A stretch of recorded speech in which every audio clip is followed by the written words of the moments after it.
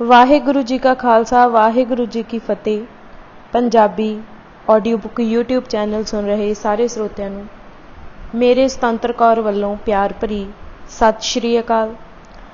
ਅੱਜ ਅਸੀਂ गदरी बाबे कौन सन किताब ਦਾ अगला भाग पढ़न जा रहे ਹਾਂ। पन्ना नंबर 131 विज्ञान पूज रीति। अगला सवाल हुण ਇਹ है कि ਪੱਛਮੀ ਯੂਰਪ ਅਤੇ ਈਸਾਈ ਧਰਮ ਦੇ ਵਿਸ਼ੇਸ਼ ਪ੍ਰਸੰਗ ਵਿੱਚ ਪੈਦਾ ਹੋਈ ਧਾਰਨਾ ਸੰਸਾਰ ਦੇ ਸਾਰੇ ਖੇਤਰਾਂ ਅਤੇ ਸਾਰੇ ਧਰਮਾਂ ਬਾਰੇ ਆਮ ਸੱਚਾਈ ਕਿਵੇਂ ਬਣ ਗਈ। ਇਹ ਉਚੇਚਾ ਰੁਤਬਾ ਇਸ ਨੇ ਕਿਵੇਂ ਕਿਹੜੀ ਜੁਗਤ ਨਾਲ ਹਾਸਿਲ ਕੀਤਾ। ਇਸ ਦਾ ਸੰਬੰਧ ਪੱਛਮੀ ਗਿਆਨ ਦੀ ਸੰਸਾਰ ਵਿਆਪੀ ਚੜ੍ਹਤਲ ਅਤੇ ਅਜਾਰੇ ਦਰਾਨਾ ਚੌਧਰ ਹਸਤੀ ਕਾਇਮ ਕਰਨ ਦੇ ਅਮਲ ਨਾਲ जुड़िया होया। इस मसले उत्ते विद्वानां ने दूजी संसार जंग तो बाद खास करके पिछले 4-5 दहाकियां दौरान वड्डी मात्रा विच अंतरदृष्टि भरपूर लिखतां लिखियां हन। E.H. कार ने अपनी पिछे दर्शाई किताब अंदर इतिहास विच विधि दी समस्या दे सिलसिले विच इस मामले उत्ते भरपूर रोशनी पाई है। मसले की जड़ ज्ञान हासिल करन दी ओह विधि है जिसनूं विग्यानिक कह के उचेचा मान सत्कार देन। असलीयत विच इस दी पूजा करन दा रिवाज चालू हो गया। E.H. कार मुताबक जिस विधि नाल साइंस ने कुदरत दे खेतर नूं घोखिया सी उही विधि मनुखी मामलिਆਂ उत्ते लागू करन दी गलत रीत चालू हो गई।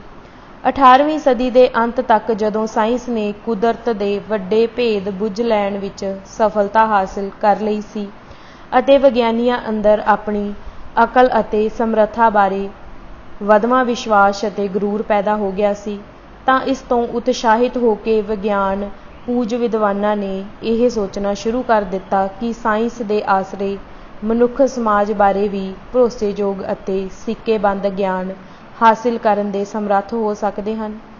इस विश्वास विचों 19वीं सदी अंदर कुदरती विज्ञान की तर्ज उत्ते समाज विज्ञान का संकल्प पैदा हो गया। समाज नूं समझण दे कारज विच लगे विद्वानां ने अपने आप नूं समाज विग्यानी कहना कहाउणा आरंभ कर दिता। रसायन विज्ञान जीव विज्ञान आदि की तरह ही अलग अलग समाजी विषयां दे ज्ञान नूं समाज विज्ञान राजसी विज्ञान अर्थ विज्ञान भाषा विज्ञान आदि ना देण दी रीत चल पई। 18वीं अते 19वीं सदी के समुचे काल अंदर विज्ञानी यह फर्ज करके चलते रहे कि कुदरत के नियम लभ लए गए अते पक्क नाल स्थापित किए जा चुके हैं।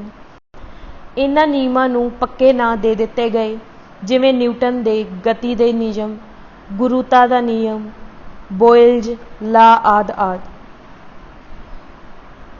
गलीलियो तो लैके न्यूटन तक नियम शब्द की पूरी ठुक बनी रही। हौली हौली समाजी विद्वानां ने भी अपने अध्ययन नूं विज्ञान रुतबा देण दी रीझ चों कुदरती विग्यानियां दी रीस करदिआं उन्हां दी भाषा अंगीकार कर लई अते यह सोचना शुरू कर दिता कि उन्हां दी विधि भी कुदरती विग्यानियां वर्गी ही है। यह कुरुति सब तो पहला अर्थ विज्ञान विच चालू हुई। आदम स्मिथ दा मंडी दा नियम तजारत दा नियम उजरता दा नियम उत्पत्ति दा नियम माल्थस दा जनसंख्या दा नियम आदि। कार्ल मार्क्स ने कैपिटल दे मुखबंद विच दावा कर मारिया कि उसने आधुनिक समाज की गति का आर्थिक नियम लभ लिया है। साइंस नूं पड़चोलवीं दृष्टि नाल वेखण वाले चिंतक आधुनिक सभ्यता दीआं समस्यावां दी जड़ 19वीं सदी अंदर विद्वानां द्वारा प्रगटाए गए नियम घड़न दे फतूर विच देखदे हन। आम सूझ दी गल है कि कोई विद्वान जदों किसी ठोस मामले बारे सोच विचार करदा है तां उसदा मन उक्का ही कोरा नहीं हुंदा। ਉਹ अपने मन अंदर एक निश्चित पूर्व धारणा लैके चलता है। यह पूर्व धारणा कोई गायबी फुरना नहीं हुंदा, यह किसी ठोस अनुभव ते आधारित हुंदी है। इस तो बगैर कोई भी विग्यानिक ਸੋਚ ਵਿਚਾਰ ਸੰਭਵ ਨਹੀਂ ਹੋ ਸਕਦੀ। ਸੋਚ ਵਿਚਾਰ ਦੇ ਇਸ ਅਮਲ ਰਾਹੀਂ ਮਿੱਥੀ ਹੋਈ ਧਾਰਨਾ ਦੀ ਮੁੜ ਪ੍ਰੀਖਿਆ ਹੁੰਦੀ ਹੈ। ਇਸ ਨੂੰ ਸੋਧਿਆ ਬਦਲਿਆ ਜਾਂ ਪੂਰੀ ਤਰ੍ਹਾਂ ਰੱਦ ਕੀਤਾ ਜਾ ਸਕਦਾ ਹੈ। ਮਿੱਥੀ ਹੋਈ ਧਾਰਨਾ ਕਿਸੇ ਖਾਸ ਪ੍ਰਸੰਗ ਅੰਦਰ ਅਤੇ ਕਿਸੇ ਖਾਸ ਮੰਤਵ ਵਾਸਤੇ ਯੋਗ ਹੋ ਸਕਦੀ ਹੈ, ਜਦ ਕਿ ਕਿਸੇ ਹੋਰ ਪ੍ਰਸੰਗ ਅੰਦਰ ਅਤੇ ਕਿਸੇ ਹੋਰ ਮੰਤਵ ਲਈ ਇਹ ਅਯੋਗ ਹੋ ਸਕਦੀ ਹੈ। ਇਹ ਸਾਰੀਆਂ ਸੰਭਾਵਨਾਵਾਂ ਮੌਜੂਦ ਹੁੰਦੀਆਂ ਨੇ। ਇਸ ਤਰ੍ਹਾਂ ਜਦੋਂ ਕੋਈ ਵਿਗਿਆਨੀ ਜਾਂ ਚਿੰਤਕ ਕਿਸੇ ਮਸਲੇ ਬਾਰੇ ਕਿਸੇ ਮਿੱਥੀ ਹੋਈ ਧਾਰਨਾ ਉੱਤੇ ਕੰਮ ਕਰਦਾ ਹੈ ਤਾਂ ਉਸ ਲਈ ਨਵੀਂ ਖੋਜ ਦਾ ਅਤੇ ਇਸ ਤਰ੍ਹਾਂ ਨਵੇਂ ਗਿਆਨ ਦਾ ਰਾਹ ਖੁੱਲ੍ਹਦਾ ਹੈ। ਕਿਸੇ ਮਿੱਥੀ ਧਾਰਨਾ ਦੇ ਠੀਕ ਜਾਂ ਗਲਤ ਹੋਣ ਦਾ ਨਿਰਣਾ ਇਸ ਗੱਲ ਤੋਂ ਹੁੰਦਾ ਹੈ ਕਿ ਉਹ ਨਵੀਂ ਅੰਤਰਦ੍ਰਿਸ਼ਟੀ ਨੂੰ ਉਤਸ਼ਾਹਿਤ ਕਰਨ ਵਿੱਚ ਪ੍ਰਭਾਵਕਾਰੀ ਹੁੰਦੀ ਅਤੇ ਸਾਡੇ ਗਿਆਨ ਵਿੱਚ ਵਾਧਾ ਕਰਨ ਦਾ ਸਾਧਨ ਬਣਦੀ ਹੈ ਜਾਂ ਨਹੀਂ।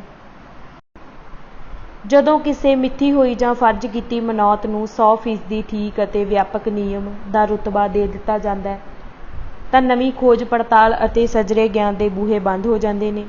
ਸੋਚ ਵਿੱਚ ਕੱਟੜਤਾ ਅਤੇ ਵਿਚਾਰਾਂ ਅੰਦਰ ਕਠੋਰਤਾ ਆ ਜਾਂਦੀ ਹੈ।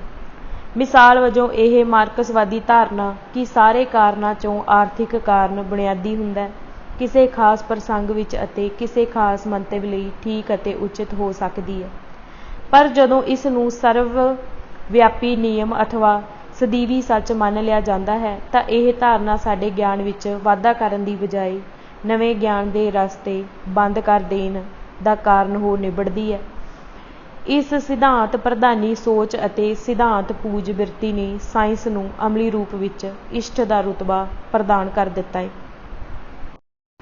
ਪ੍ਰਸ਼ਨ: ਪਰ ਹੁਣ ਤਾਂ ਹਾਲਾਤ ਬਦਲ ਰਹੇ ਨੇ ਅਤੇ ਪੱਛਮ ਦੇ ਕੁਝ ਪ੍ਰਸਿੱਧ ਵਿਦਵਾਨਾਂ ਨੇ ਸਾਇੰਸ ਬਾਰੇ ਖੁੱਲ੍ਹੇਆਮ ਪੜਚੋਲਵੇਂ ਵਿਚਾਰ ਪ੍ਰਗਟਾਉਣੇ ਸ਼ੁਰੂ ਕਰ ਦਿੱਤੇ ਹਨ।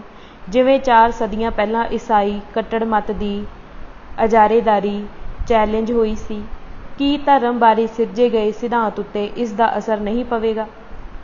ਉੱਤਰ: ਕਿਉਂ ਨਹੀਂ, ਜ਼ਰੂਰ ਪਵੇਗਾ ਅਤੇ ਪੈਣਾ ਸ਼ੁਰੂ ਵੀ ਹੋ ਚੁੱਕਾ ਹੈ। ਸਾਇੰਸ ਨੇ ਖੇਤਰ ਵਿੱਚ ਹੋਈਆਂ ਨਵੀਆਂ ਅਤੇ ਭਾਸ਼ਾ-ਤਰੀਨ ਖੋਜਾਂ, ਖਾਸ ਕਰਕੇ ਕੁਐਂਟਮ ਮਕੈਨਿਕਸ ਨੇ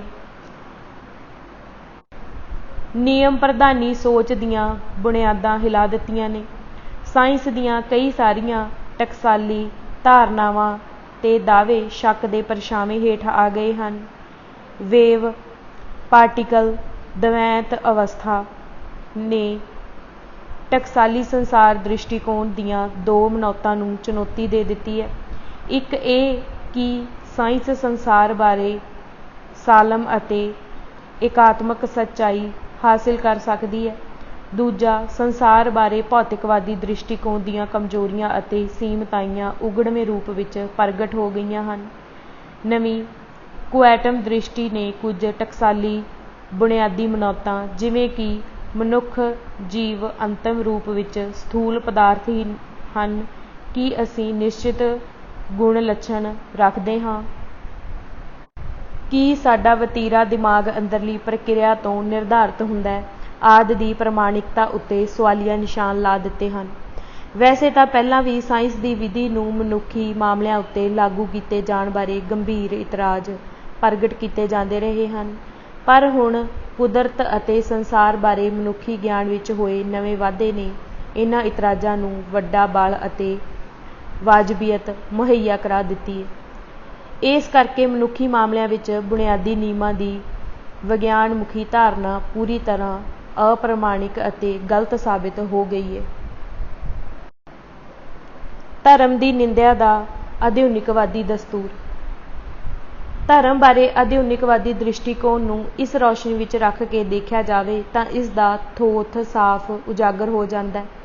ਧਰਮ ਬਾਰੇ ਬਣੀਆਂ ਇਹ ਆਮ ਧਾਰਨਾਵਾਂ ਕਿ ਇਹ ਇੱਕ ਪਿਛਾਂਹ ਖਿੱਚੂ ਫ਼ਲਸਫ਼ਾ ਹੈ, ਕਿ ਇਹ ਮਨਾਂ ਅੰਦਰ ਤੰਗ ਨਜ਼ਰੀ ਅਤੇ ਅਸਹਿਣਸ਼ੀਲਤਾ ਦੇ ਪ੍ਰਭਾਵ ਪੈਦਾ ਕਰਦਾ ਹੈ ਅਤੇ ਇਹ ਲੋਕਾਂ ਵਿਚਕਾਰ ਨਫ਼ਰਤ ਅਤੇ ਦੁਸ਼ਮਣੀ ਦੇ ਬੀਜ ਬੀਜਦਾ ਹੈ ਆਦਿ। ਇਹ ਕੋਈ ਅਕੱਟ ਸੱਚਾਈਆਂ ਨਹੀਂ ਹਨ, ਇਹ ਇੱਕ ਫਰਜ਼ੀ ਮਨੌਤਾਂ ਸੀ ਜਿਹੜੀ ਪੱਛਮੀ ਯੂਰਪ ਦੇ ਵਿਸ਼ੇਸ਼ ਪ੍ਰਸੰਗ ਵਿੱਚ ਉਚਿਤ ਅਤੇ ਫਾਇਦੇਮੰਦ ਸੀ, ਪਰ ਇੱਕ ਖੇਤਰ ਅੰਦਰ ਅਤੇ ਇੱਕ ਵਿਸ਼ੇਸ਼ ਧਰਮ ਦੇ ਠੋਸ ਅਨੁਭਵ ਦੇ ਆਧਾਰ 'ਤੇ ਸਿਰਜੀ ਗਈ ਇਸ ਮਨੌਤ ਨੂੰ ਦੁਨੀਆ ਦੇ ਸਾਰੇ ਖੇਤਰਾਂ ਅਤੇ ਸਾਰੇ ਧਰਮਾਂ ਉੱਤੇ ਇਕਸਾਰ ਰੂਪ ਵਿੱਚ ਲਾਗੂ ਕਰਨ ਦਾ ਯਤਨ ਕਰਨਾ ਸੱਚੀ ਵਿਗਿਆਨਕ ਦ੍ਰਿਸ਼ਟੀ ਦੇ ਲਹਿਜੇ ਨਾਲ ਵੀ ਯੋਗ ਨਹੀਂ ਬਣਦਾ। ਪਰ ਇਸ ਅਫਸੋਸਨਾਕ ਹਕੀਕਤ ਤੋਂ ਮੁਨਕਰ ਨਹੀਂ ਹੋਇਆ ਜਾ ਸਕਦਾ ਕਿ ਇਸ ਆਧੁਨਿਕਵਾਦੀ ਸੋਚ ਨੇ ਸਾਰੇ ਸੰਸਾਰ ਅੰਦਰ ਆਪਣੀ ਇਜਾਰੇਦਾਰਾਨਾ ਚੌਧਰ ਸਥਾਪਿਤ ਕਰ ਲਈ ਹੋਈ ਹੈ। ਗੈਰ ਯੂਰਪੀ ਸਮਾਜਾਂ ਦੇ ਆਧੁਨਿਕਵਾਦੀ ਵਿਦਵਾਨਾਂ ਨੇ ਇਸ ਸੋਚ ਨੂੰ ਅੰਨੀ ਸ਼ਰਧਾ ਅਤੇ ਅਧੀਨਗੀ ਨਾਲ ਕਬੂਲ ਕਰ ਲਿਆ। ਇਸ ਸੋਚ ਨੇ ਸਿੱਖ ਧਰਮ ਅਤੇ ਭਾਈਚਾਰੇ ਨਾਲ ਭਾਰੀ ਅਨਿਆਂ ਕੀਤਾ ਹੈ।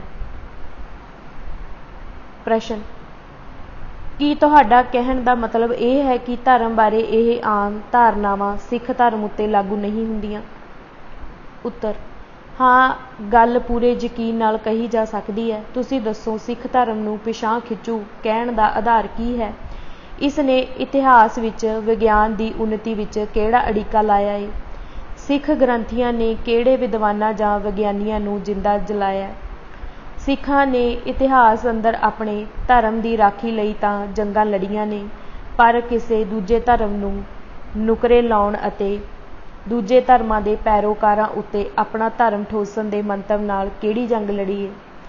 ਸਿੱਖ ਫਲਸਫੇ ਅੰਦਰ ਕਿਹੜੀ ਗੱਲ ਹੈ ਜਿਸ ਨਾਲ ਮਨਾਂ ਅੰਦਰ ਤੰਗ ਨਜ਼ਰੀ ਅਤੇ ਅਸਹਿਣਸ਼ੀਲਤਾ ਦੇ ਭਾਵ ਪੈਦਾ ਹੁੰਦੇ ਨੇ? ਇਸ ਨਾਲ ਲੋਕਾਂ ਵਿਚਕਾਰ ਨਫ਼ਰਤ ਅਤੇ ਦੁਸ਼ਮਣੀ ਦੇ ਭਾਵ ਪੈਦਾ ਕਰਨ ਵਾਲਾ ਕਿਹੜਾ ਤੱਤ ਏ?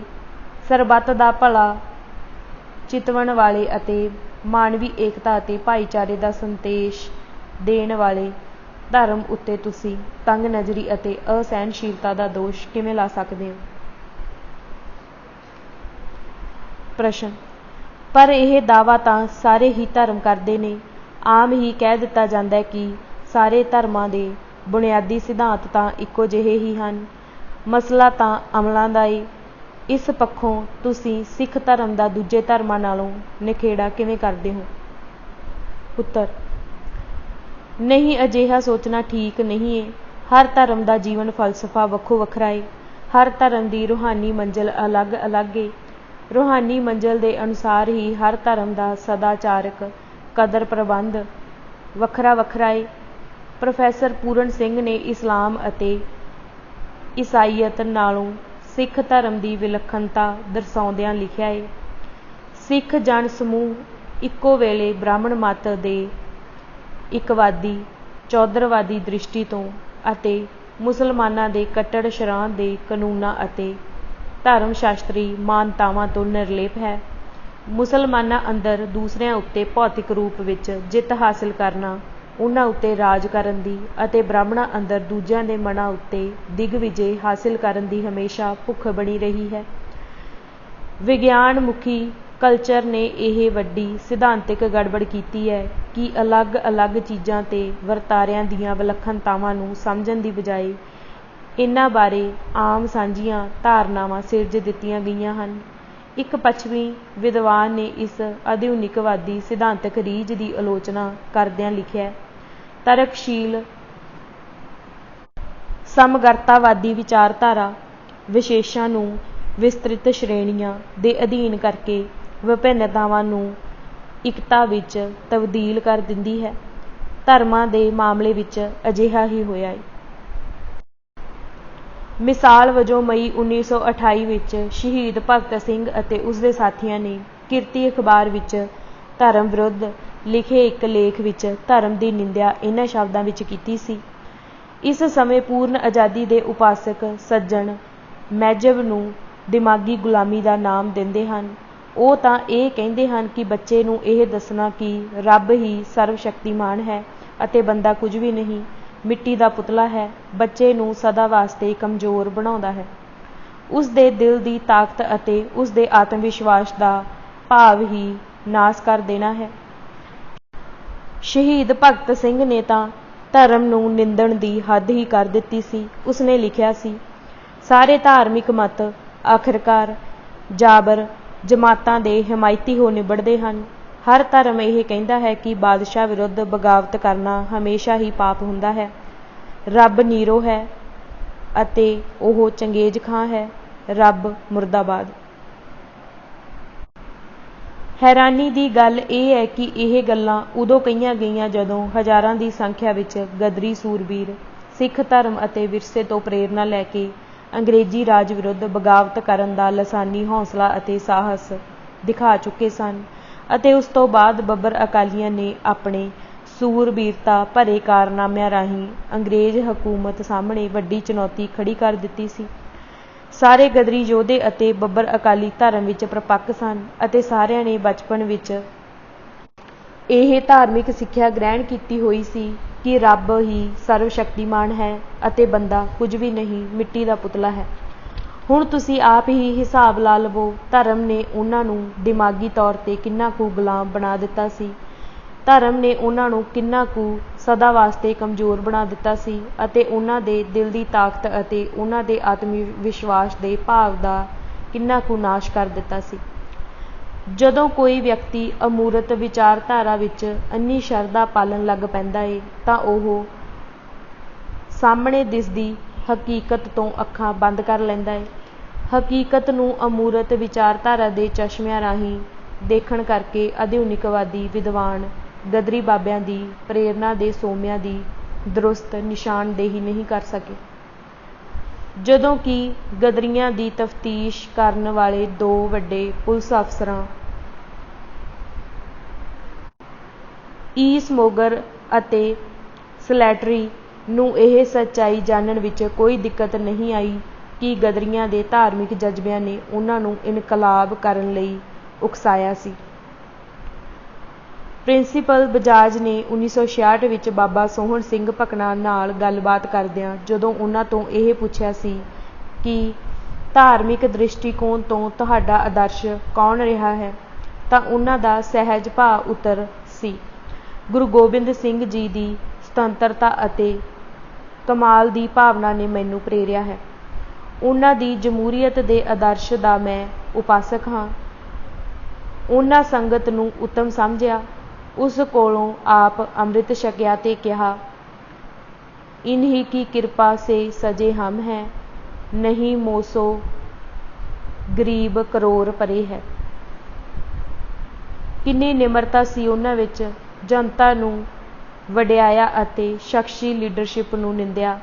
हरीश पुरी ने एक सरकारी रिपोर्ट के हवाले नाल लिखिया कि भाई साहिब भाई रणधीर सिंह अपने साथी सिंघां नूं यह प्रेरणा दिंदे सन कि ओह अंग्रेज़ां नूं मार भजाउण लई गदरियां विच शामिल हो के अपना धार्मिक फर्ज निभाउण।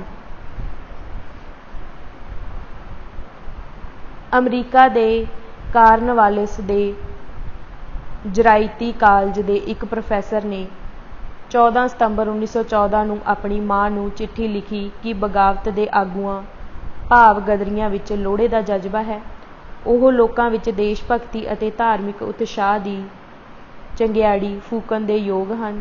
तुसी आप देख लवो, मौके दे गवाह कूक कूक के कहंदे हन कि सिख गदरियां दे धार्मिक जज्बिਆਂ ने उन्हां नूं सरकार विरुद्ध बगावत करन लई प्रेरिया। पर सरदार भगत सिंह कहता है कि हर धर्म यह कहता है कि बादशाह विरुद्ध बगावत करना हमेशा ही पाप है। आधुनिक विचारधारा यह गड़बड़ करती है, व्यक्ति सिद्धांत नूं यथार्थ नालों उत्तम समझण लग पैंदा है, जिस करके उस नूं सामने वापर रहा सच दिखणों हट जाता है। शहीद भगत सिंह दे धर्म बारे उपरोक्त विचार उसके अपने अनुभव विचों नहीं बने सन। उसने रूस अते पश्चिमी यूरोप के अनारकिस्टां दियां कौम अते धर्म संबंधी धारनावां नूं अन्नी शरधा नाल सच मान लिया सी। गदरी बाबिਆਂ दी खास गल यह सी कि उन्हां ने अपने समकाली आधुनिकवादी जां उन्हां दे अजोके वारसां वांगू धर्म प्रति पश्चिमी ज्ञान चिंतन दे निषेध रवैये का आत्मीकरण नहीं किया। बाबे आधुनिकता का धर्म नाल इस तरह संजोग करना चाहते सन कि इस नाल धर्म का असली तत्त किसी भी पक्षों कमज़ोर ना होवे, सगों होर बलवान होवे। धर्म ते आधुनिकता चों उन्हां लई धर्म पहलां सी, आधुनिकता पिछों सी। ओह सभ्याचार बारे बेहद संवेदनशील सन। इस दे उल्ट आधुनिकवादी विचारधारा लोकां दे मनां दे विधान इस कदर बदल दिंदी है ਕਿ ਉਹਨਾਂ ਅੰਦਰੋਂ ਸੱਭਿਆਚਾਰ ਬਾਰੇ ਸੰਵੇਦਨਸ਼ੀਲਤਾ ਦਾ ਅੰਸ਼ ਖਤਮ ਹੋ ਜਾਂਦਾ ਹੈ। ਸੱਭਿਆਚਾਰਾਂ ਪ੍ਰਤੀ ਉਹਨਾਂ ਦਾ ਰਵੱਈਆ ਖੁਸ਼ਕ ਤੇ ਨਿਰਮੋਹਾ ਹੋ ਜਾਂਦਾ ਹੈ। ਇਸ ਮਾਮਲੇ ਵਿੱਚ ਉਹ ਅੰਨੇ ਬੋਲੇ ਹੋ ਜਾਂਦੇ ਨੇ। ਧਾਰਮਿਕ ਜਜ਼ਬਾਤ ਬਨਾਮ ਰਾਜਸੀ ਚੇਤਨਾ। ਪ੍ਰਸ਼ਨ, ਪਰ ਆਧੁਨਿਕ ਗਿਆਨ ਧਾਰਮਿਕ ਜਜ਼ਬਿਆਂ ਨਾਲੋਂ ਰਾਜਸੀ ਚੇਤਨਾ ਨੂੰ ਵੱਧ ਅਹਿਮ ਮੰਨਦਾ ਹੈ। ਲਗਭਗ ਸਾਰੇ ਵਿਦਵਾਨਾਂ ਨੇ ਗਦਰ ਲਹਿਰ ਦਾ ਲੇਖਾ ਜੋਖਾ ਇਸ ਦ੍ਰਿਸ਼ਟੀਕੋਣ ਤੋਂ ਹੀ ਕੀਤਾ ਹੈ। ਉਹਨਾਂ ਨੇ ਗਦਰੀ ਬਾਬਿਆਂ ਦੇ ਧਾਰਮਿਕ ਜਜ਼ਬਿਆਂ ਨਾਲੋਂ ਵੱਧ ਉਹਨਾਂ ਦੀ ਰਾਜਸੀ ਚੇਤਨਾ ਦੀ ਨਿਰਖ ਪਰਖ ਕੀਤੀ ਹੈ ਅਤੇ ਇਸ ਆਧਾਰ 'ਤੇ ਲਹਿਰ ਬਾਰੇ ਆਪ ਨਿਰਣੇ ਦਿੱਤੇ ਨੇ। ਕੀ ਤੁਸੀਂ ਇਸ ਸਿਧਾਂਤਕ ਪਹੁੰਚ ਨੂੰ ਗਲਤ ਸਮਝਦੇ ਹੋ? ਉੱਤਰ, ਬਿਲਕੁਲ। ਨਿਰੋਲ ਰਾਜਸੀ ਚੇਤਨਾ ਨੂੰ ਆਧਾਰ ਬਣਾ ਕੇ ਕਿਸੇ ਇਨਕਲਾਬੀ ਲਹਿਰ ਨੂੰ ਹਕੀਕੀ ਰੂਪ ਵਿੱਚ ਨਹੀਂ ਸਮਝਿਆ ਜਾ ਸਕਦਾ। ਕੋਈ ਵਿਅਕਤੀ ਨਿਰੀ ਰਾਜਸੀ ਚੇਤਨਾ ਨਾਲ ਨਹੀਂ ਲੜ ਸਕਦਾ। ਮਿਸਾਲ ਵਜੋਂ ਅਮਰੀਕਾ ਕੈਨੇਡਾ ਅੰਦਰ ਗਦਰੀ ਬਾਬਿਆਂ ਦੇ ਸਮਕਾਲੀ ਹੋਰ ਕਿੰਨੇ ਭਾਰਤੀ ਲੋਕ ਸਨ ਜਿਨ੍ਹਾਂ ਨੂੰ ਇੰਨੀ ਕੁ ਰਾਜਸੀ ਸੋਝੀ ਆ ਚੁੱਕੀ ਸੀ ਕਿ ਅੰਗਰੇਜ਼ਾਂ ਨੇ ਭਾਰਤ ਨੂੰ ਨਜਾਇਜ਼ ਤੌਰ 'ਤੇ ਗੁਲਾਮ ਬਣਾ ਰੱਖਿਆ ਸੀ ਅਤੇ ਇਸ ਗੁਲਾਮੀ ਦਾ ਫਸਤਾ ਵੱਢ ਕੇ ਹੀ ਭਾਰਤ ਦੇ ਲੋਕਾਂ ਦੀ ਤਕਦੀਰ ਸੁਧਰ ਸਕਦੀ ਸੀ। ਇੰਨੀ ਕੁ ਰਾਜਸੀ ਸੋਝੀ ਬਹੁਤ ਲੋਕਾਂ ਨੂੰ ਸੀ, ਪਰ ਕੀ ਉਹ ਸਾਰੇ ਗਦਰੀਆਂ ਵਾਂਗ ਹੀ ਜੂਝ ਮਰਨ ਲਈ ਤਿਆਰ ਹੋ ਗਏ ਸਨ? ਅਮਰੀਕਾ ਅੰਦਰ 200 ਤੋਂ ਵਧੇਰੇ ਭਾਰਤੀ ਵਿਦਿਆਰਥੀ ਸਨ ਜਿਹਨੂੰ ਬਾਬੂ ਵਰਗ ਕਿਹਾ ਜਾਂਦਾ ਸੀ, ਜਿਨ੍ਹਾਂ ਦਾ ਰਾਜਸੀ ਗਿਆਨ ਗਦਰੀਆਂ ਨਾਲੋਂ 2 ਰਤੀਆਂ ਵੱਧ ਹੀ ਹੋਏਗਾ, ਘੱਟ ਨਹੀਂ। ਪਰ ਉਹ ਆਜ਼ਾਦੀ ਲਈ ਆਪਾ ਨਿਸ਼ਾਵਰ ਕਰਨ ਲਈ ਤਿਆਰ ਨਾ ਹੋਏ। ਇਸ ਦਾ ਕਾਰਨ ਇਹ ਕਦਾਚਿਤ ਨਹੀਂ ਕਿ ਉਹ ਰਾਜਸੀ ਤੌਰ 'ਤੇ ਘੱਟ ਚੇਤੰਨ ਸਨ। ਅਸਲੀ ਗੱਲ ਇਹ ਸੀ ਕਿ ਉਹਨਾਂ ਅੰਦਰ ਸੱਚ ਤੇ ਇਨਸਾਫ ਲਈ ਜੂਝਣ ਦਾ ਉਹ ਜਜ਼ਬਾ ਨਹੀਂ ਸੀ ਜਿਹੜਾ ਗਦਰੀ ਬਾਬਿਆਂ ਅੰਦਰ ਸੀ। ਗਦਰੀ ਬਾਬਿਆਂ ਨੂੰ ਇਹ ਜਜ਼ਬਾ ਵਿਰਾਸਤ ਵਿੱਚੋਂ, ਗੁੜਤੀ ਵਿੱਚੋਂ ਹੀ ਮਿਲਿਆ ਸੀ। ਤਜਰਬੇ ਨੇ ਸਾਬਿਤ ਕਰ ਦਿੱਤਾ ਹੈ ਕਿ ਮਨੁੱਖ ਦਾ ਸਦਾਚਾਰਕ ਵਤੀਰਾ ਉਸ ਦੀ ਬੌਧ ਸ਼ਕਤੀ ਤੋਂ ਨਹੀਂ, ਉਸ ਦੇ ਆਤਮਿਕ ਗੁਣ ਤੋਂ ਨਿਰਧਾਰਤ ਹੁੰਦਾ ਹੈ। ਕਹਿਣ ਦਾ ਭਾਵ ਇਹ ਹੈ ਕਿ ਸਦਾਚਾਰ ਦਾ ਬੁੱਧੀ ਨਾਲ ਕੋਈ ਸੰਬੰਧ ਨਹੀਂ, ਉਹ ਆਤਮਾ ਦੀ ਵਿਅਕਤ ਹੈ। ਇਹ ਜਜ਼ਬਿਆਂ ਦੀ ਦੇਣ ਹੈ, ਨਾ ਕਿ ਵਿਚਾਰਾਂ ਦੀ।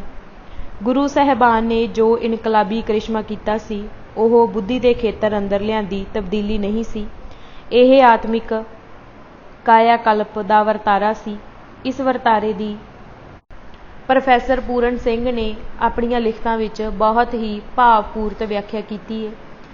ਗੁਰੂ ਸਾਹਿਬਾਨ ਤੋਂ ਪਹਿਲਾਂ ਭਾਰਤ ਦੇ ਲੋਕਾਂ ਦੀ ਆਤਮਾ ਵਿੱਚ ਸੁਤੰਤਰਤਾ ਦੀ ਖਾਤਰ ਜੂਝ ਮਰਨ ਦਾ ਇਰਾਦਾ ਲਗਭਗ ਖਤਮ ਹੋ ਚੁੱਕਾ ਸੀ। ਮਾਨਸਿਕਤਾ ਜਰਜਰੀ ਹੋ ਗਈ ਸੀ। ਜਾਤ ਪਾਤੀ ਵਿਚਾਰਧਾਰਾ ਅਤੇ ਸਮਾਜੀ ਢਾਂਚੇ ਨੇ ਏਕਤਾ ਦੀਆਂ ਬੁਨਿਆਦਾਂ ਖੋਖਲੀਆਂ ਕਰ ਦਿੱਤੀਆਂ ਸਨ। ਗੁਰੂ ਸਾਹਿਬਾਨ ਨੇ ਸਿੱਖਾਂ ਦੀ ਆਤਮਾ ਅੰਦਰ ਇੱਕ ਨਵੀਂ ਜੋਤ ਜਗਾਈ ਸੀ। ਜਿਨ੍ਹਾਂ ਦੇ ਹਿਰਦਿਆਂ ਅੰਦਰ ਇਹ ਜੋਤ ਜਗ ਉੱਠੀ ਸੀ, ਉਹ ਆਪਣੇ ਸਵੈ ਮਾਣ ਵਿੱਚ ਜਾਗ ਉੱਠੇ ਸਨ। ਪ੍ਰੋਫੈਸਰ ਪੂਰਨ ਸਿੰਘ ਦੇ ਸ਼ਬਦਾਂ ਵਿੱਚ, ਗੁਰੂ ਜੀ ਨੇ ਸੁਤੰਤਰਤਾ ਨੂੰ ਪ੍ਰੇਮ ਕਰਨ ਦੀ ਸਿੱਖਿਆ ਸਾਡੇ ਹਿਰਦਿਆਂ ਅੰਦਰ ਇਸ ਤਰ੍ਹਾਂ ਅੰਕਿਤ ਕਰ ਦਿੱਤੀ ਹੈ ਕਿ ਆਤਮਿਕ ਗੁਲਾਮੀ ਨਾਲੋਂ ਮਰ ਜਾਣਾ ਅਤੇ ਆਪਣਾ ਅੰਤ ਕਰ ਲੈਣਾ ਵਧੇਰੇ ਚੰਗਾ ਹੈ।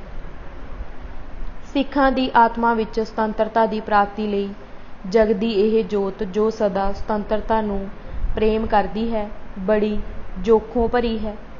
ਇਹ ਸਦਾ ਅਨਿਆਂ ਕਰਨ ਵਾਲੇ ਰਾਜਿਆਂ ਮਹਾਰਾਜਿਆਂ ਅਤੇ ਨਿਰੰਕੁਸ਼ ਹਾਕਮਾਂ ਵਿਰੁੱਧ ਸੰਘਰਸ਼ ਕਰਦੀ ਰਹੀ ਹੈ ਅਤੇ ਸਦਾ ਲਈ ਇਹਨਾਂ ਵਿਰੁੱਧ ਸੰਗਰਾਮ ਕਰਦੀ ਰਹੇਗੀ।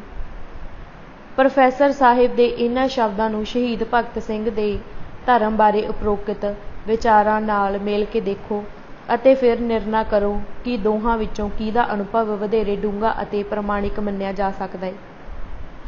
ਪ੍ਰੋਫੈਸਰ ਸਾਹਿਬ ਅੱਗੇ ਹੋਰ ਲਿਖਦੇ ਨੇ, ਦਸਮ ਪਾਤਸ਼ਾਹ ਨੇ ਦੱਬੇ ਕੁਚਲੇ ਲੋਕਾਂ ਦੀ ਲੁਕਵੀਂ ਸ਼ਕਤੀ ਨੂੰ ਇਸ ਤਰ੍ਹਾਂ ਜਗਾ ਦਿੱਤਾ ਅਤੇ ਉਹਨਾਂ ਦੇ ਅੰਦਰ ਸਮਾਜਿਕ ਸੁਤੰਤਰਤਾ ਅਤੇ ਕੌਮੀ ਚੜ੍ਹਦੀ ਕਲਾ ਦੀ ਭਾਵਨਾ ਨੂੰ ਭਰ ਦਿੱਤਾ। ਗੁਰੂ ਗੋਬਿੰਦ ਸਿੰਘ ਜੀ ਦੇ ਪ੍ਰਭਾਵ ਸਦਕਾ ਉਹਨਾਂ ਦੀ ਮਾਨਸਿਕਤਾ ਦੀ ਬਣਤਰ ਵਿੱਚ ਹੀ ਤਬਦੀਲੀ ਨਹੀਂ ਆਈ, ਸਗੋਂ ਪਦਾਰਥਕ ਰੂਪ ਵਿੱਚ ਵੀ ਉਹ ਪ੍ਰਭਾਵ ਕਾਰਜਸ਼ੀਲ ਰਿਹਾ ਅਤੇ ਇਸ ਨੇ ਉਹਨਾਂ ਦੀ ਸਰੀਰਕ ਬਣਤਰ ਵਿੱਚ ਵੀ ਸੁਡੌਲਤਾ ਲੈ ਆਂਦੀ ਹੈ। ਇਸ ਤਰ੍ਹਾਂ ਗੁਰੂ ਸਾਹਿਬਾਨ ਨੇ ਅਜਿਹੇ ਭਾਈਚਾਰੇ ਦੀ ਸਿਰਜਣਾ ਕਰ ਦਿੱਤੀ ਜਿਸ ਦੇ ਜੀਵਨ, ਧਰਮ, ਕਲਾ ਆਦਿ ਬਾਰੇ ਆਦਰਸ਼ ਪਿਛਲੇ ਸਭਨਾਂ ਨਾਲੋਂ ਵਿਲੱਖਣ ਸਨ। ਬਾਹਰੀ ਆਦਰਸ਼ਾਂ ਤੇ ਅੰਤਰੀਵ ਭਾਵਨਾਵਾਂ ਕਾਰਨ ਉਹ ਹਿੰਦੂ ਭਾਈਚਾਰੇ ਨਾਲੋਂ ਇੱਕ ਵੱਖਰਾ ਵਰਗ ਬਣ ਗਏ ਹਨ। ਬੀਰ ਰਸੀ ਭਾਵਨਾ ਸਿੱਖਾਂ ਦੀਆਂ ਹੱਡੀਆਂ ਵਿੱਚ ਰਚ ਗਈ ਹੈ। ਪ੍ਰੋਫੈਸਰ ਪੂਰਨ ਸਿੰਘ ਨੇ ਅਮੂਰਤ ਵਿਚਾਰਧਾਰਾ ਦੀਆਂ ਸੀਮਾਵਾਂ ਉਜਾਗਰ ਕਰਦੇ ਹੋਏ ਦੱਸਿਆ ਹੈ ਕਿ ਵਿਚਾਰਧਾਰਾ ਤਾਂ ਨਿਰੋਲ ਬੁੱਧੀ ਦੀ ਦੇਣ ਹੈ। ਬੁੱਧੀ ਦੀ ਕੋਈ ਵੀ ਉਪਜ ਆਤਮਾ ਵਿੱਚ ਚਮਕ ਨਹੀਂ ਲਿਆ ਸਕਦੀ। ਆਤਮਿਕ ਬਲ ਕਿਸੇ ਕਿਸਮ ਦੀ ਦੁਨਿਆਵੀ ਵਿੱਦਿਆ ਨਾਲ ਪੈਦਾ ਨਹੀਂ ਹੁੰਦਾ, ਇਹ ਦੈਵੀ ਪ੍ਰੇਰਨਾ ਨਾਲ ਪੈਦਾ ਹੁੰਦਾ ਹੈ। ਕੋਈ ਕਿੱਡਾ ਵੀ ਆਲਮ ਫਾਜ਼ਲ ਕਿਉਂ ਨਾ ਹੋਵੇ, ਨਿਰੋਲ ਬੁੱਧੀ ਦੇ ਆਸਰੇ ਉਹ ਸਮਾਜ ਅੰਦਰ ਕੋਈ ਨੈਤਿਕ ਇਨਕਲਾਬ ਨਹੀਂ ਲਿਆ ਸਕਦਾ। ਉਹ ਮਨੁੱਖ ਦੀਆਂ ਸ਼ਕਤੀਆਂ ਅਤੇ ਉਸ ਦੇ ਮਨੋਵੇਗਾਂ ਦਾ ਮੁਹਾਨ ਨਹੀਂ ਬਦਲ ਸਕਦਾ। ਪਦਾਰਥਵਾਦੀ ਫਲਸਫੇ ਦੇ ਫਲਸਰੂਪ ਆਤਮਿਕ ਕਾਇਆਕਲਪ ਨੂੰ ਨਕਾਰ ਕੇ ਬਾਹਰ ਮੁਖੀ ਹਾਲਤਾਂ ਦੀ ਤਬਦੀਲੀ ਉੱਤੇ ਬਲ ਦਿੱਤਾ ਗਿਆ।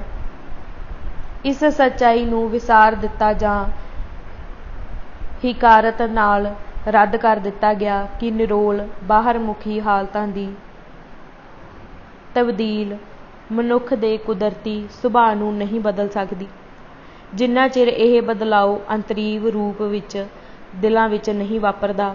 ਇਹ ਆਤਮਿਕ ਜੀਵਨ ਤੋਂ ਵਿਹੂਣੇ ਮਨੁੱਖਾਂ ਦੁਆਰਾ ਕੀਤੀ ਜਾਣ ਵਾਲੀ ਬਾਹਰੀ ਰਸਮ ਬਣ ਕੇ ਰਹਿ ਜਾਂਦੀ ਹੈ।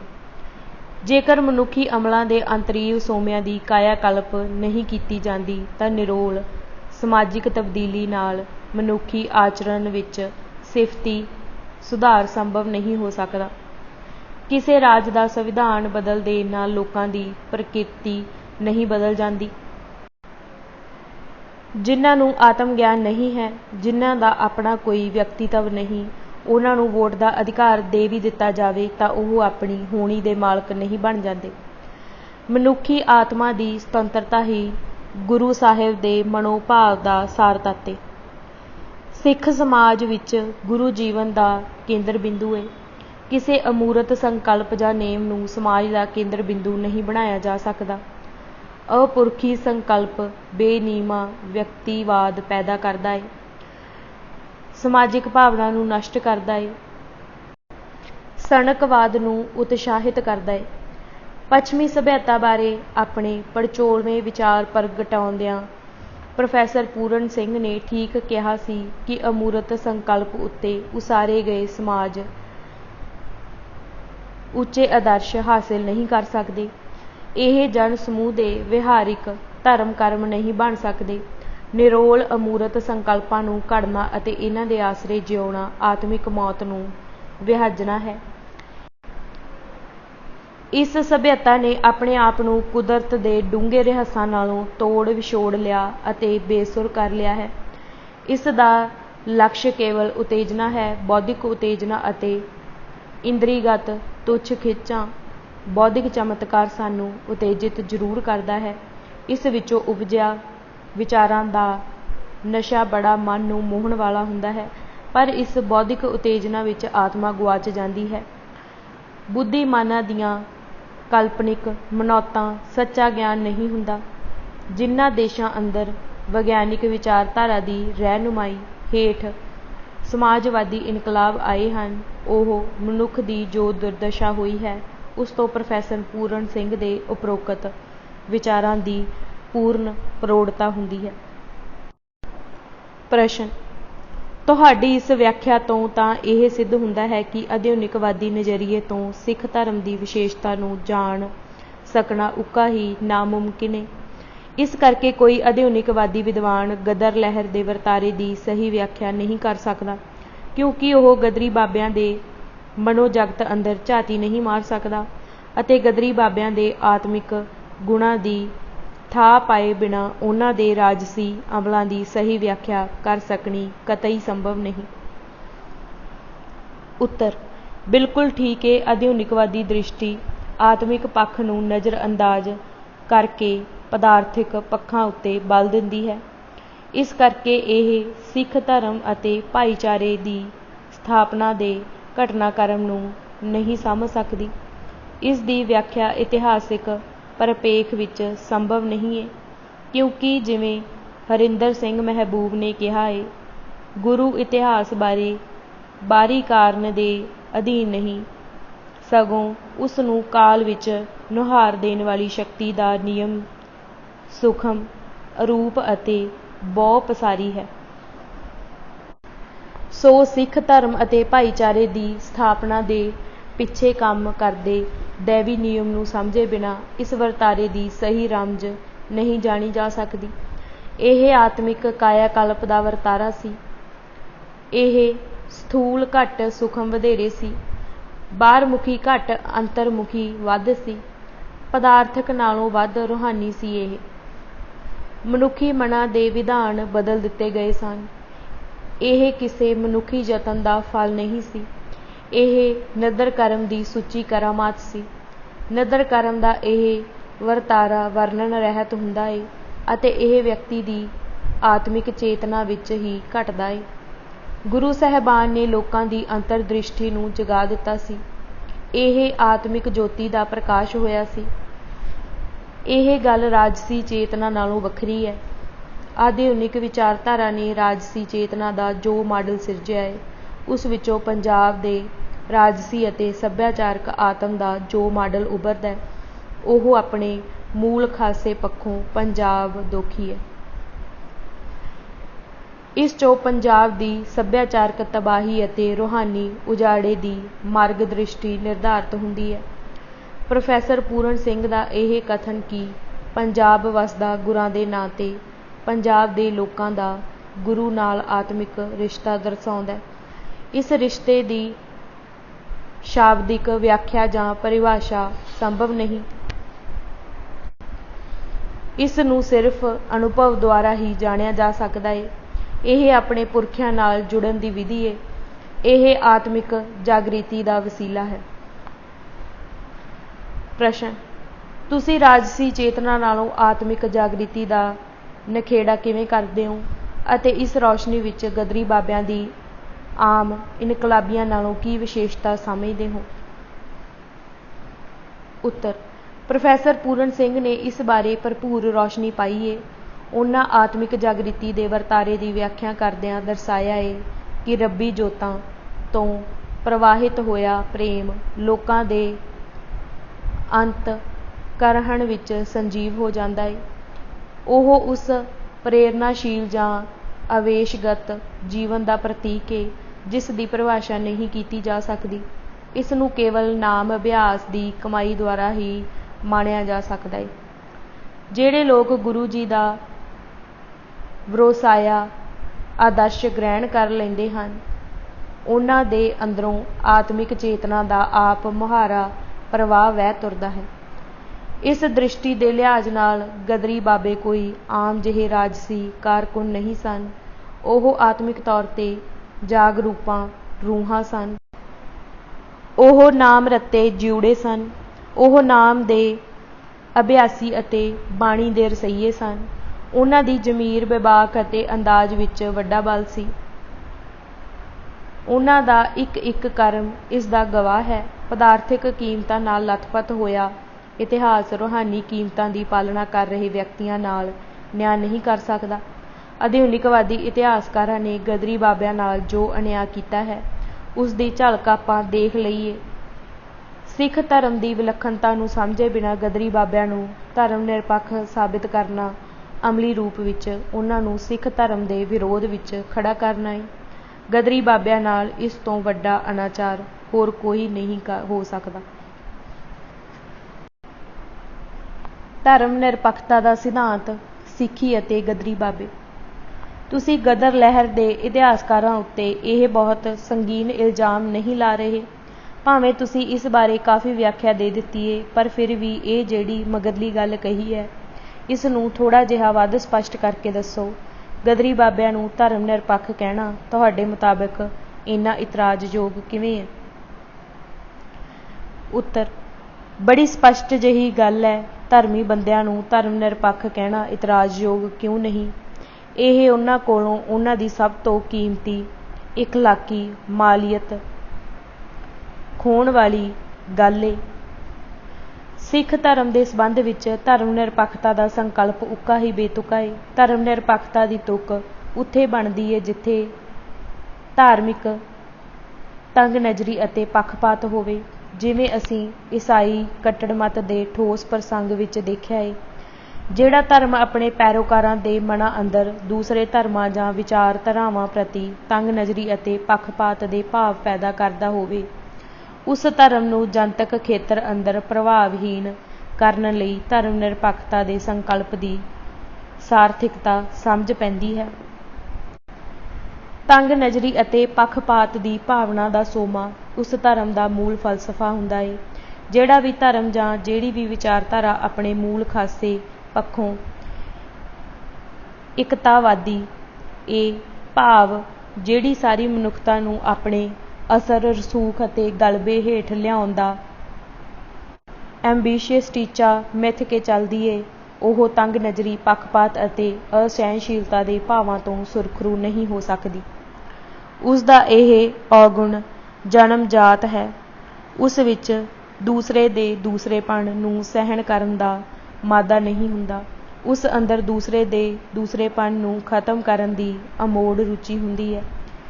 ਈਸਾਈਅਤ, ਇਸਲਾਮ, ਬ੍ਰਾਹਮਣ ਮਤ, ਆਧੁਨਿਕ ਉਦਾਰਵਾਦੀ ਵਿਚਾਰਧਾਰਾ, ਮਾਰਕਸਵਾਦੀ ਆਦਿ ਇਹ ਸਾਰੇ ਫਲਸਫੇ ਮੂਲ ਖਾਸੇ ਪੱਖੋਂ ਇਕਤਾਵਾਦੀ ਹਨ। ਇਹਨਾਂ ਸਾਰਿਆਂ ਅੰਦਰ ਆਪੋ ਆਪਣੀ ਸੰਸਾਰ ਵਿਆਪਕ ਚੜ੍ਹਤਲ ਅਤੇ ਅਜਾਰੇ-ਦਰਾਨਾ ਚੌਧਰ ਕਾਇਮ ਕਰਨ ਦੀ ਤਾਂਘ ਏ।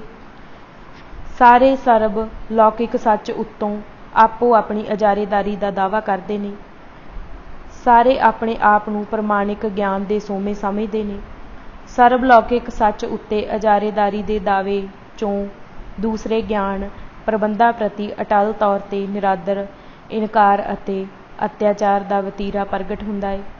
ਇਸ ਕਰਕੇ ਇਹ ਸਾਰੇ ਹੀ ਫਲਸਫੇ ਆਪਣੇ ਮੂਲ ਸੁਭਾਅ ਪੱਖੋਂ ਆਪਣੇ ਆਪਣੇ ਤਰੀਕੇ ਨਾਲ ਤੰਗਦਿਲ ਅਤੇ ਅਸਹਿਣਸ਼ੀਲ ਹਨ। ਇਹ ਸਰਬੱਤ ਦਾ ਭਲਾ ਚਾਹੁਣ ਵਾਲੇ ਨਹੀਂ। ਇਹ ਦੂਸਰੇ ਦੇ ਦੂਸਰੇਪਣ ਦੀ ਭਾਵ ਵੰਨ-ਸੁਵੰਨਤਾ ਦੀ ਕਦਰ ਕਰਨ ਵਾਲੇ ਨਹੀਂ। ਇਹ ਦੂਸਰੇ ਦੇ ਦੂਸਰੇਪਣ ਨੂੰ ਜਾਂ ਤਾਂ ਮੂਲੋਂ ਹੀ ਖਤਮ ਕਰਨ ਜਾਂ ਆਪਣੇ ਦੁਬੇਲ ਬਣਾਉਣ ਦੀ ਅਮੋੜ ਰੁਚੀ ਰੱਖਦੇ ਨੇ।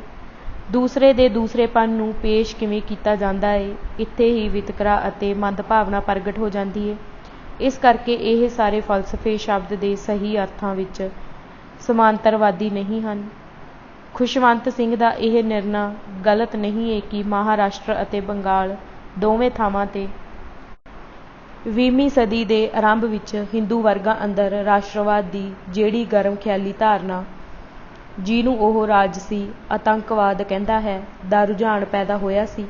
ਮਹਾਰਾਸ਼ਟਰ ਵਿੱਚ ਸ਼ਿਵਾਜੀ, ਬੰਗਾਲ ਅੰਦਰ ਕਾਲੀ ਦੇਵੀ ਦੀ ਜੋ ਧਰਮ ਪੂਜਾ ਆਰੰਭ ਹੋਈ, ਉਹ ਵਰਤਾਰਾ ਹਿੰਦੂਵਾਦ ਦੇ ਪੁਨਰ ਉਭਾਰ ਨਾਲ ਜੁੜਿਆ ਹੋਇਆ ਸੀ। ਦੋਵਾਂ ਹੀ ਥਾਵਾਂ 'ਤੇ ਮੁਸਲਮਾਨਾਂ ਨੂੰ ਬਾਹਰ ਧੱਕ ਦਿੱਤਾ ਗਿਆ ਸੀ। ਇਸ ਦੇ ਮੁਕਾਬਲੇ ਸਿੱਖ ਧਰਮ ਸੱਚੇ ਅਰਥਾਂ ਵਿੱਚ ਸਮਾਂਤਰਵਾਦੀ ਹੈ। ਸਿੱਖ ਫਲਸਫਾ ਇਕਤਾਵਾਦੀ ਨਹੀਂ, ਬਹੁਵਾਦੀ ਹੈ। ਇਹ ਦੂਸਰੇ ਦੇ ਦੂਸਰੇਪਣ ਨੂੰ ਸਹਿਣ ਹੀ ਨਹੀਂ ਕਰਦਾ, ਇਹ ਤਾਂ ਤਹਿ ਦਿਲੋਂ ਸਤਿਕਾਰ ਕਰਦਾ ਹੈ। ਦੂਸਰਿਆਂ ਦੀ ਹੋਂਦ ਨੂੰ ਪ੍ਰਵਾਨ ਕਰਨਾ ਆਪਸੀ ਪ੍ਰੇਮ ਅਤੇ ਭਾਈਚਾਰੇ ਦੀ ਪਹਿਲੀ ਸ਼ਰਤ ਏ। ਗੱਲ ਦੂਸਰੇ ਦੇ ਦੂਸਰੇਪਣ ਨੂੰ ਸਹਿਣ ਕਰਨ ਦੀ ਨਹੀਂ, ਕਿਸੇ ਨੂੰ ਸਹਿਣ ਕਰਨ ਵਿੱਚ ਅਹਿਸਾਨਮੰਦੀ ਦਾ, ਨਿਵਾਜਣ ਦਾ ਅੰਸ਼ ਸ਼ਾਮਿਲ ਹੁੰਦਾ। ਅਸਲੀ ਗੱਲ ਦੂਸਰੇ ਦੇ ਦੂਸਰੇਪਣ ਪ੍ਰਤੀ ਸੰਵੇਦਨਸ਼ੀਲ ਹੋਣਾ ਏ। ਇਸ ਪੱਖੋਂ ਸਿੱਖ ਧਰਮ ਅੰਦਰ ਤੰਗ ਨਜ਼ਰੀ, ਪੱਖਪਾਤ ਅਤੇ ਅਸਹਿਣਸ਼ੀਲਤਾ ਦਾ ਕੋਈ ਆਧਾਰ, ਕੋਈ ਵਜ੍ਹਾ ਅਤੇ ਕੋਈ ਜਗ੍ਹਾ ਨਹੀਂ। ਪ੍ਰਸ਼ਨ: ਪਰ ਇੱਥੇ ਇੱਕ ਵਾਰ ਫਿਰ ਮਨ ਅੰਦਰ ਉਹੀ ਸਵਾਲ ਖੜਾ ਹੁੰਦਾ ਏ ਕਿ ਸਿਧਾਂਤ ਦੇ ਪੱਧਰ 'ਤੇ ਤਾਂ ਇਹ ਗੱਲਾਂ ਠੀਕ ਲੱਗਦੀਆਂ ਨੇ, ਪਰ ਕੀ ਹਮੇਸ਼ਾ ਹੀ ਸਿਧਾਂਤ ਤੇ ਅਮਲ ਵਿੱਚ ਪਾੜਾ ਨਹੀਂ ਹੁੰਦਾ? ਕੀ ਸਿੱਖ ਧਰਮ ਦਾ ਅਮਲ ਇਹਨਾਂ ਸਿਧਾਂਤਾਂ ਦੇ ਅਨੁਸਾਰ ਹੀ ਮੰਨਿਆ ਜਾ ਸਕਦਾ ਏ? ਉੱਤਰ: ਜਿੱਥੋਂ ਤੱਕ ਸਿਧਾਂਤ ਅਤੇ ਅਮਲ ਵਿੱਚ ਪਾੜੇ ਦੀ ਗੱਲ ਏ, ਇਹ ਅੰਸ਼ਕ ਰੂਪ ਵਿੱਚ ਸਹੀ ਮੰਨੀ ਜਾ ਸਕਦੀ ਏ। ਆਮ ਕਰਕੇ ਅਜਿਹੀ ਆਦਰਸ਼ਕ ਹਾਲਤ ਘੱਟ ਹੀ ਹੁੰਦੀ ਏ ਜਦੋਂ ਸਿਧਾਂਤ ਅਤੇ ਅਮਲ ਵਿੱਚ ਉੱਕਾ ਹੀ ਕੋਈ ਫਰਕ ਨਹੀਂ ਰਹਿ ਜਾਂਦਾ। ਇਹ ਇੱਕ ਆਮ ਸੱਚ ਹੈ ਜਿਹੜਾ ਹਰ ਵਿਚਾਰਧਾਰਾ ਜਾਂ ਫਲਸਫੇ 'ਤੇ ਲਾਗੂ ਹੁੰਦਾ ਏ। ਪਰ ਇੱਥੇ ਫਿਰ ਆਮ ਸੱਚਾਈ ਦੀ ਆੜ ਹੇਠਾਂ ਵਿਲੱਖਣਤਾ ਨੂੰ ਨਕਾਰ ਦੇਣ ਦੀ ਕੁਰੂਚੀ ਤੋਂ ਸਾਵਧਾਨ ਹੋਣ ਦੀ ਲੋੜ ਏ। ਸਿੱਖ ਧਰਮ ਦੇ ਮਾਮਲੇ ਵਿੱਚ ਘੱਟੋ ਘੱਟ ਗੁਰੂ ਕਾਲ ਦੌਰਾਨ ਕਹਿਣੀ ਅਤੇ ਕਰਨੀ ਵਿੱਚ ਪੂਰਨ ਇਕਸੁਰਤਾ ਦਾ ਕਰਿਸ਼ਮਾ ਵਾਪਰਿਆ ਸੀ। ਇਹ ਕਾਲਖੰਡ ਕੋਈ ਛੋਟਾ ਨਹੀਂ ਸੀ। ਇਸ ਦਾ ਪ੍ਰਸਾਰ 2 ਸਦੀਆਂ ਤੋਂ ਵੀ ਵੱਧ ਸੀ। ਅਜਿਹਾ ਕਰਿਸ਼ਮਾ ਹੋਰ ਕਿਸੇ ਵੀ ਧਰਮ ਜਾਂ ਫਲਸਫੇ ਦੇ ਸੰਬੰਧ ਵਿੱਚ ਨਹੀਂ ਵਾਪਰਿਆ। ਮਾਰਕਸਵਾਦ ਦਾ ਪਤਨ ਇਸ ਦੇ ਬਾਨੀਆਂ ਦੀ ਮੌਤ ਤੋਂ ਝੱਟ ਬਾਅਦ ਹੀ ਸ਼ੁਰੂ ਹੋ ਗਿਆ ਸੀ। ਇਸ ਸਿੱਖ ਚਮਤਕਾਰ ਦੀ ਸਮਝ ਗੁਰੂ ਸਾਹਿਬਾਨ ਦੀ ਅਧਿਆਤਮਿਕ ਰਮਜ ਨੂੰ ਸਮਝੇ ਬਿਨਾਂ ਨਹੀਂ ਪੈ ਸਕਦੀ। ਬਾਬੇ ਨਾਨਕ ਵੱਲੋਂ ਭਾਈ ਮਰਦਾਨਾ ਜੀ ਨੂੰ ਉਸ ਦੀ ਮੌਲਿਕ ਧਾਰਮਿਕ ਪਛਾਣ ਪ੍ਰਵਾਨ ਕਰਦੇ ਹੋਏ ਉਮਰ ਭਰ ਦੇ ਸੰਗੀ ਬਣਾਉਣਾ ਦੂਸਰੇ ਦੇ ਦੂਸਰੇਪਨ ਦਾ ਪੂਰਨ ਸਤਿਕਾਰ ਕਰਨ ਦੀ ਨਿਆਰੀ ਮਿਸਾਲ ਹੈ। ਇਹ ਧਾਰਮਿਕ ਨਿਰਪੱਖਤਾ ਦੇ ਆਧੁਨਿਕ ਬੌਧਿਕ ਸੂਤਰ ਨਾਲੋਂ ਬਹੁਤ ਵੱਖਰੀ ਗੱਲ ਹੈ। ਪੰਚਮ ਪਾਤਸ਼ਾਹ ਵੱਲੋਂ ਸ੍ਰੀ ਗੁਰੂ ਗ੍ਰੰਥ ਸਾਹਿਬ ਵਿੱਚ ਸਿੱਖ ਗੁਰੂਆਂ ਤੋਂ ਇਲਾਵਾ ਦੂਸਰੇ ਧਰਮਾਂ ਅਤੇ ਵੱਖ-ਵੱਖ ਜਾਤੀਆਂ ਅਤੇ ਖੇਤਰਾਂ ਦੇ ਸੰਤਾਂ ਭਗਤਾਂ ਦੀ ਬਾਣੀ ਸ਼ਾਮਿਲ ਕਰਨੀ ਧਰਮਾਂ ਦੇ ਇਤਿਹਾਸ ਵਿੱਚ ਇੱਕ ਅਸਲੋਂ ਹੀ ਨਿਆਰੀ ਗੱਲ ਸੀ। ਸੰਸਾਰ ਅੰਦਰ ਇਸ ਨਾਲ ਮਿਲਵੀਂ ਹੋਰ ਕੋਈ ਉਦਾਹਰਣ ਨਹੀਂ ਮਿਲਦੀ। ਇੱਕ ਅਜੋਕੇ ਸਿੱਖ ਵਿਦਵਾਨ ਦੇ ਲਫ਼ਜ਼ਾਂ ਵਿੱਚ ਧਰਮ ਨਿਰਪੇਖਤਾ ਦੇ ਨਾਅਰੇ ਨੂੰ ਅਸਮਾਨ ਤੱਕ ਉਛਾਲਣ ਵਾਲੇ ਵਰਤਮਾਨ ਭਾਰਤੀ ਸਮਾਜਾਂ ਵਿੱਚੋਂ ਜੇਕਰ ਇਹ ਖੋਜਿਆ ਜਾਵੇ ਕਿ ਕਿਹੜੇ ਭਾਰਤੀ ਧਰਮ ਦੇ ਪੈਰੋਕਾਰ ਅਜਿਹੇ ਹਨ ਜਿਹੜੇ ਆਪਣੇ ਧਰਮ ਗ੍ਰੰਥ ਦੇ ਆਧਾਰ 'ਤੇ ਅਖੌਤੀ ਨੀਵੀਆਂ ਸ਼੍ਰੇਣੀਆਂ ਦੇ ਸੰਤਾਂ ਭਗਤਾਂ ਅਤੇ ਇੱਥੋਂ ਤੱਕ ਕਿ ਮੁਸਲਮਾਨ ਸੰਤਾਂ ਦੀ ਬਾਣੀ ਨੂੰ ਵੀ ਗੁਰੂ ਸਮਾਨ ਆਦਰ ਦਿੰਦੇ ਹਨ, ਉਸ ਦੇ ਅੱਗੇ ਸਿਰ ਝੁਕਾਉਂਦੇ ਹਨ, ਤਾਂ ਸ੍ਰੀ ਗੁਰੂ ਗ੍ਰੰਥ ਸਾਹਿਬ ਨੂੰ ਮੰਨਣ ਵਾਲਾ ਸਿੱਖ ਧਰਮ ਦੀ ਅਜਿਹੀ ਪ੍ਰੀਖਿਆ ਵਿੱਚ ਨਿੱਤਰ ਕੇ ਪਾਸ ਹੋ ਸਕੇਗਾ। 6ਵੇਂ ਪਾਤਸ਼ਾਹ ਸ੍ਰੀ ਗੁਰੂ ਹਰਗੋਬਿੰਦ ਸਾਹਿਬ ਵੱਲੋਂ ਸ੍ਰੀ ਹਰਗੋਬਿੰਦਪੁਰ ਵਿਖੇ ਮੁਸਲਿਮ ਭਾਈਚਾਰੇ ਲਈ ਉਚੇਚੀ ਮਸੀਤ ਬਣਾ ਕੇ ਦੇਣੀ ਦੂਸਰੇ ਦੇ ਦੂਸਰੇਪਨ ਦਾ ਪੂਰਨ ਆਦਰ ਮਾਣ ਕਰਨ ਦੀ ਪ੍ਰਤੱਖ ਗਵਾਹੀ ਹੈ।